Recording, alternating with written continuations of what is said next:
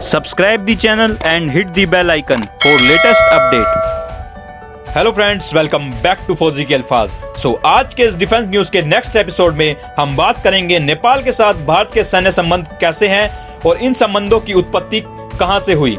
क्या नेपाली नागरिक भारतीय सेना में शामिल हो सकते हैं, और साथ ही साथ हम बात करेंगे क्या नेपाल के सैनिकों को भारतीय सैनिकों के सम्मान अधिकार प्राप्त हैं। आई होप ये वीडियो आपके लिए यूजफुल रहेगी। तो चलिए शुरू करते हैं।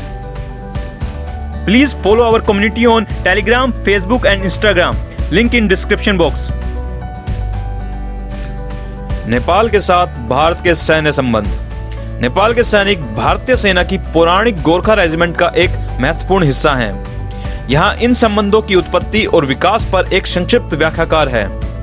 10 जुलाई को जम्मू के नौशेरा सेक्टर में नियंत्रण रेखा पर सीमा पार में हुई गोलीबारी में गोरखा रेजिमेंट से सेवार्थ नेपाल का एक जवान हवलदार सानबूर गुरंग शहीद हो गया।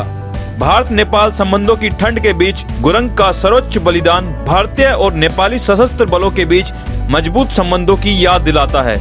नेपाल के सैनिक भारतीय सेना की पौराणिक गोरखा रेजिमेंट का एक महत्वपूर्ण हिस्सा हैं। नेपाल के साथ भारत के सैन्य संबंधों की उत्पत्ति। पूर्व सेना प्रमुख जनरल वीपी मलिक, जिन्होंने अपनी पुस्तक India's military conflicts and diplomacy में नेपाल को एक अध्याय समर्पित किया है, का कहना है कि हिमालयी देश के साथ भारत का सैन्य संबंध महाराजा रणजीत सिंह के शासनकाल से है, जिनकी सेना लाहौर में भर्ती हुई थी। नेपाली सैनिक लाहौर या भाग्य के सैनिक कहलाते हैं। ब्रिटिश भारत ने 24 अप्रैल 1815 को गोरखा रेजिमेंट की पहली बटालियन को नासिरिया रेजिमेंट के रूप में खड़ा किया। प्रथम विश्व युद्ध शुरू होने तक ब्रिटिश भारतीय सेना में 10 गोरखा रेजिमेंट थे। जब भारत को आजादी मिली तो नवंबर 1947 में हस्ताक्षरित ब्रिटेन भारत नेपाल त्रिपक्षीय समझौते के अनुसार इन रेजिमेंटों को ब्रिटिश और भारतीय सेनाओं के बीच विभाजित किया गया। 1 लाख सैनिक के साथ 6 गोरखा रेजिमेंट भारत आए, जो एक और रेजिमेंट बनाने के लिए आगे बढ़े। 7वीं गोरखा राइफल्स और 10वीं गोरखा राइफल्स के सैनिकों को समायोजित करने के लिए 11 गोरखा राइफल्स को बुलाया, जिन्होंने ब्रिटिश सेना में स्थानांतरित नहीं होने का विकल्प चुना। क्या नेपाली नागरिक भारतीय सेना में शामिल हो सकते हैं? हाँ, कोई भी नेपाली भारतीय सेना में एक जवान और एक अधिकारी दोनों के रूप में शामिल हो सकता है। नेपाल का नागरिक राष्ट्रीय रक्षा अकादमी या संयुक्त रक्षा सेवा परीक्षा दे सकता है और एक अधिकारी के रूप में भारतीय सेना में शामिल हो सकता है। कर्नल ललित रॉय, जिन्हें कारगिल युद्ध के दौरान अपनी बटालियन 111 गोरखा राइफल्स की बहादुरी के लिए वीर चक्र मिला था, नेपाली मूल के ऐसे ही एक अधिकारी हैं। नेपाली सेना भी अपने अधिकारियों को भारत की सैन्य अकादमियों और लड़ाकू कॉलेजों में प्रशिक्षण के लिए भेजती है। गोरखा रेजिमेंट, जिसमें 35 बटालियन है, नेपाल से बड़ी संख्या में सैनिकों की भर्ती करती है।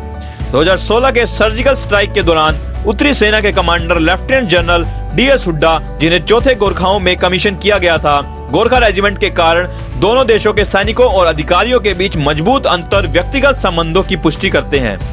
हर साल हमारा बटालियन नेपाल का दौरा करती है। भारत के युवा अधिकारी उबड़ खाबड़ हिमालय में पारंपरिक भर्ती क्षेत्रों में जाते हैं, स्थानीय लोगों से मिलते हैं और अक्सर पूर्व सैनिकों के साथ गाँवों में रहते हैं। दोनों अधिकारियों और सैनिकों को उनके युद्ध के नारे जय महाकाली, आयो गोरखाली, खुखरी और गोरखाली भाषा पर उनकी कमान पर बहुत गर्व है।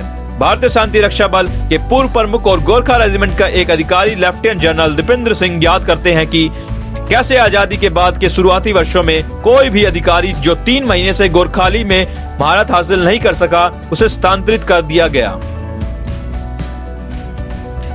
क्या नेपाल के सैनिकों को भारतीय सैनिकों के सम्मान अधिकार प्राप्त हैं? हाँ, उन्हें सेवा के दौरान और सेवानिवृत्त के बाद भारतीय सैनिकों के समान लाभ मिलते हैं।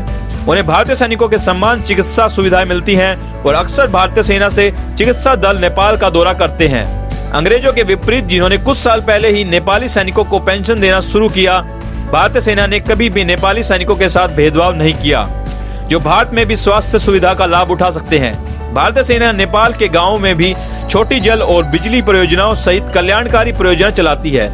क्या भारतीय सेना प्रमुख नेपाली सेना के मानद प्रमुख हैं? हाँ, यहाँ सम्मेलन 1972 का है, जब तत्कालीन फील्ड मार्शल सैम मानेकशॉ, एक गोरखा रेजिमेंट अधिकारी जिन्हें उनके सैनिकों द्वारा सैम बहादुर कहा जाता था, को नेपाली सेना का मानद प्रमुख बनाया गया था। तब से भारत के सेना प्रमुख नेपाली सेना को मानद प्रमुख हैं। अब बात करते हैं आज की टॉप हेडलाइंस के बारे में। सीआरपीएफ स्वदेशी रूप से 7.62 mm ईशापुर असॉल्ट राइफल खरीदने वाला पहला ग्राहक बना।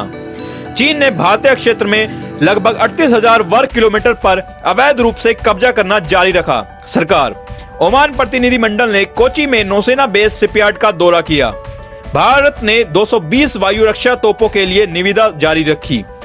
2193 भारतीय कैदी 2014 से पाक की हिरासत से वापस लौटे। सरकार भारत ने पनडुब्बी बचाव प्रणालियों के लिए सिमुलेटरों के बारे में जानकारी मांगी।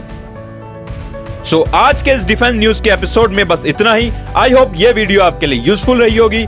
Please like and share this video and subscribe the channel. I will see you in the next video. Take care and Jai Hind. Subscribe the channel and hit the bell icon for latest update.